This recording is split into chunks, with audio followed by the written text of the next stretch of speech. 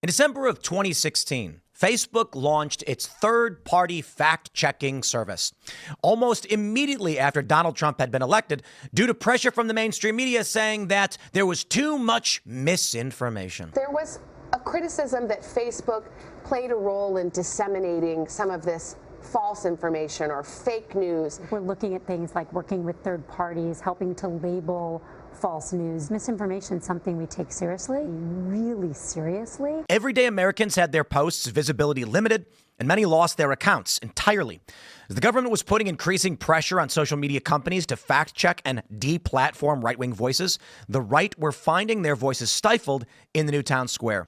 Now, real quick, before we get into the rest, check out castbrew.com. Buy a delicious batch of Cast Brew coffee. Maybe you want a bag of 2 weeks till Christmas, despite the fact it's 2 weeks from Christmas. But either way, it's delicious gingerbread coffee. And you get a picture of Phil Labonte of All That Remains dressed as Santa Claus. It's a whole lot of fun. But everybody's favorite Appalachian Nights is available, as well as Ian's Graphene Dreams. Check out castbrew.com, pick some up. And don't forget to head over to timcast.com, become a member. But let's get back to the news. Trump about to re-enter office, Mark Zuckerberg took to social media to say, we are ending the third-party fact-checking program. We've reached a point where it's just too many mistakes and too much censorship. The recent elections also feel like a cultural tipping point towards once again prioritizing speech. So we're going to get back to our roots and focus on reducing mistakes, simplifying our policies, and restoring free expression on our platforms. More specifically, here's what we're going to do. First, we're going to get rid of fact checkers and replace them with community notes similar to X, starting in the US. After Trump first got elected in 2016, the legacy media wrote nonstop about how misinformation was a threat to democracy. We tried in good faith to address those concerns without becoming the arbiters of truth. But the fact checkers have just been too politically biased and have destroyed more trust than they've created, especially in the US. They will allow more speech by lifting restrictions on some topics that are a part of mainstream discourse and focusing on enforcement of illegal and high-severity violations. They're also going to take a more personalized approach to political content so that people who want to see more of it in their feeds can. A big component of the controversy was that Mark Zuckerberg said we are going to downrank civic content. That's right. If you like sharing political memes or information pertaining to the goings-on of the world, they actually restricted your ability to share this information. Kind of makes no sense. Meta's decision affects contracts it has with 10 fact-checking partners in the U.S. Its website shows it has similar business arrangements with fact-check organizations in about 119 countries, extensively in Europe, Brazil, and India. But only the U.S. program was changed by Tuesday's announcement. Now, the fact-checkers are pointing the finger back at Meta. PolitiFact is claiming that bias isn't the problem because they were following Meta's rules. And in one of the most hilarious headlines, the New York Times wrote that Meta says the fact-checkers were biased, but fact-checkers say, no, we weren't. I love it because it's like we've investigated ourselves and found we did nothing wrong. In this post from Aaron Shirachman, who is leading the Poynter Institute, which basically decided who was going to be in this program, he says, PolitiFact will have more to say on this, but these are my thoughts. The decision has nothing to do with free speech or censorship. PolitiFact is an original partner and has been working on this project for 8+ years. The statement reads, the decision to remove independent journalists from Facebook's content moderation program in the U.S. has nothing to do with free speech or censorship. Mark Zuckerberg's decision could not be less subtle. PolitiFact is one of the 5 original partners who worked with Facebook to launch a fact-checking program in the U.S. in December 2016. And our journalists have worked on the project for more than 8 years, publishing thousands of fact checks in that time. Let me be clear. The decision to remove or penalize a post or account is made by Meta and Facebook, not fact checkers. They created the rules. The role of PolitiFact and other U.S.-based journalists has always been to provide additional speech and context to posts that journalists found to contain misinformation. The role of Facebook and Meta has always been to decide what to do with that information. Facebook and Meta solely created the penalties that publishers faced and the warning labels and overlays that users saw. It was Facebook and Meta that created a system that allowed ordinary citizens to see their posts demoted, but exempted politicians and political leaders who said the very same things.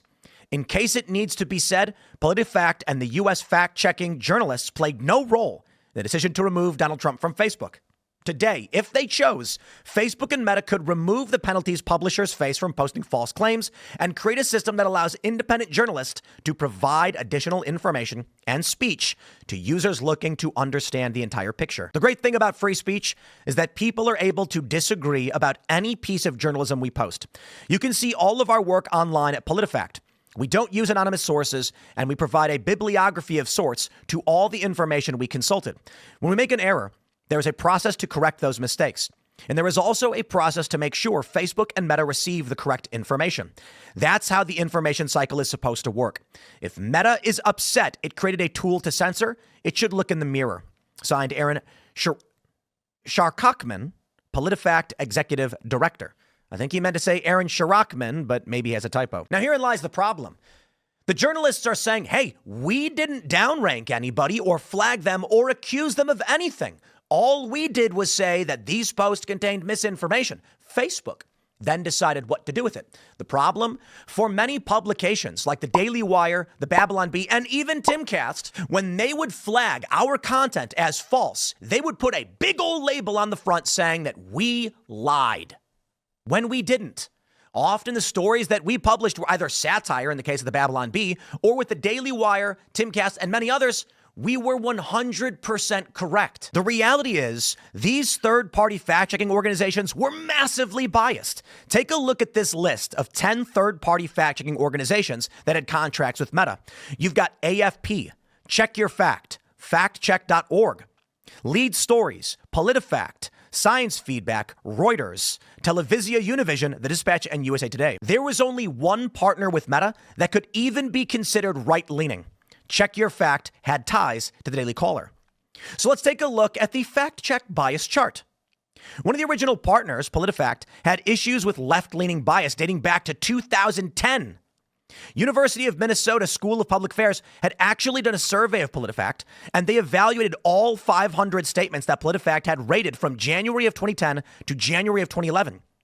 They found that of the 98 statements that PolitiFact had rated false, 74 of them were by Republicans. Duke University found that among PolitiFact's most prolific fact-checkers, there is a heterogeneity in their relative ratings of Democrats and Republicans that may suggest the presence of partisanship. But hey, let's not just assume third-party analysis is correct. Let's actually show you many times they got it wrong and dangerously wrong. Here's some really big ones. How about the Hunter Biden laptop story?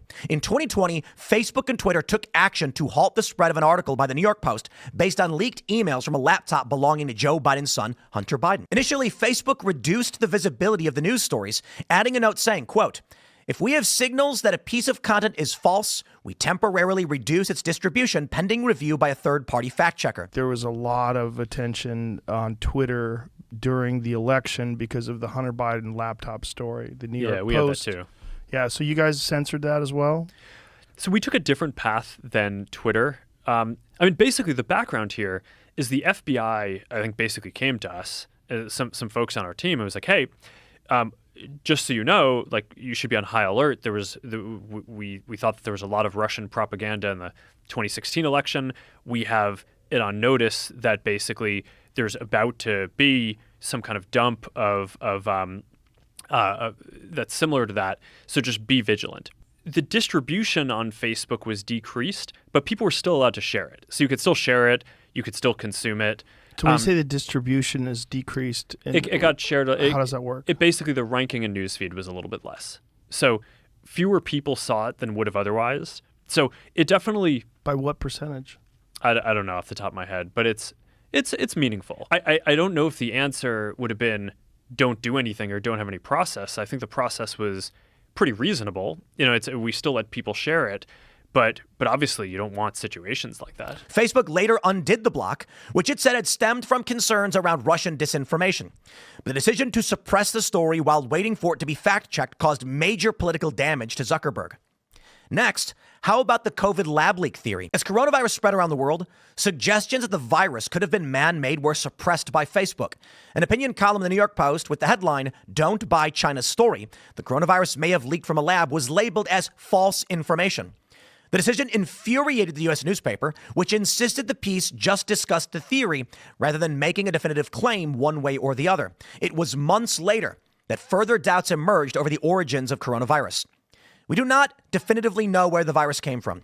A U.S. intelligence report in 2023 said its agencies had been unable to determine the precise origin of COVID-19. China has insisted claims the virus may have leaked from a lab in Wuhan are false, although some scientists have argued it's a possibility. In 2021, Facebook lifted its ban on claims the virus could have been man-made. Obviously, as it pertained to COVID, the whole thing was suppressed in favor of a mainstream narrative that often conflicted. Famously, Fauci said early on, you don't need to be wearing a mask, but then later said, you're going to probably want to wear a mask. And then, of course, mask mandates became a thing. The confusion was largely due to these companies and the narrative machine telling you what you could or could not say, to where famously, Bill Burr, the comedian, said, I just turn on the TV and they tell me to wear a mask. I do. If they tell me not to, I won't. Nobody really knew what was going on. Now, I don't think that's necessarily the fault of fact checkers. But we cannot live in a reality where you have massive tech platforms leaving everybody just scrambling, completely unsure how to actually navigate this problem. Perhaps it's a good reason to say, maybe we should just let the people decide. And hey, obviously, the COVID stuff gets a little crazy. A lot of misinformation, a lot of confusion, a narrative machine trying to tell us what to think when no one really knew. But how about the obvious stuff? Like this one. Kamala has never been referred to as the borders are, they claimed. How about Biden wandering away from world leaders at the G7 meeting? And we can't forget the very fine people hoax. Statements from Trump in 2017 that took until June of 2024 for a fact checker to confirm Donald Trump never called neo-Nazis and white nationalists very fine people. It would seem that fact checking for political advantage was the name of the game. Just take a look at when most of the fact checking occurred and the types of ratings given. Republicans were the party out of power, implying that PolitiFact should have found more lies by the party in control. But does that necessarily follow? These left-wing fact checkers were paid big money to silence Americans. Two fact checkers, Lead Stories and factcheck.org, disclosed their 2019 funding from Facebook. Lead Stories was paid $359,000 in 2019 by Facebook, and factcheck.org was paid about $229,600. Lead Stories and factcheck.org account for more than half of all of the Facebook content review by U.S. fact checkers in January of 2020. Facebook's total investment in 2019 would be about $2 million. Now, most of you have probably seen this. Most of you have probably experienced it. You're sitting here watching a YouTube video on a channel that routinely calls out lies from the corporate press, but we often do rely on the corporate press for this news. One of the biggest conundrums in the fact-checking space is that outlets like the New York Times, ABC News, and CBS are considered de facto true no matter what. That's right. How do these third-party fact-checkers determine if you said something true or false? They simply cite a news source that they think is always correct. Doesn't really make sense, does it? But that's the game. If the New York Times reports something, it is presumed true. If Breitbart.com reports something and it wasn't cited by the New York Times, they'll say missing context, false information. Although, to be fair, often, even if you do cite Politico, they'll still claim it was fake news. Here's one of my favorite examples of how prominent corporate news outlets are lying to you. In a story from 2017, Ukrainian effort to sabotage Trump backfires. The story was written January 11th, 2017, and it opened by saying, Ukrainian government officials tried to help Hillary Clinton and undermine Trump by publicly questioning his fitness for office. They also disseminated documents implicating a top Trump aide in corruption and suggested they were investigating the matter, only to back away after the election. And they helped Clinton's allies research damaging information on Trump and his advisors, a Politico investigation found. And guess what? That story is still publicly available today without fact check, without correction. So we can just assume Politico was telling the truth, right? Maybe not. In a subsequent article for Politico, they wrote how a Russian disinfo op got Trump impeached. The Kremlin may have been laying the groundwork for blaming Ukraine for 2016 as early as 2015. January 22nd, 2020 by Natasha Bertrand. They wrote, 3 weeks after the election day in 2016, the Kremlin officially floated a theory that would ultimately lead to only the third presidential impeachment in U.S. history. Ukraine seriously complicated the work of Trump's election by planting information aimed at damaging his campaign chairman, Paul Manafort. A spokeswoman for Russia's foreign ministry told reporters on November 30th, 2016, accusing the Ukrainian government of scheming to help elect Hillary Clinton. President-elect Donald Trump by this time was busy staffing up his incoming administration, and some of his top advisors, including his son-in-law Jared Kushner and incoming National Security Advisor Michael Flynn, were making overtures to Russia's ambassador in hopes of establishing a diplomatic back channel to Moscow. Russian officials offered no evidence on that day or any other day that it was really Kyiv, not Moscow, that meddled in the 2016 election. Nor have U.S. intelligence agencies backed off on their collective finding that the Kremlin orchestrated a major effort to help Trump win office. I don't care what your opinion is on Russian interference. My question for you, or I should say the facts as presented, how can Politico simultaneously have two stories live right now on their website? One saying that Politico found they did this, and another story saying actually it was Russian disinformation. Pick one.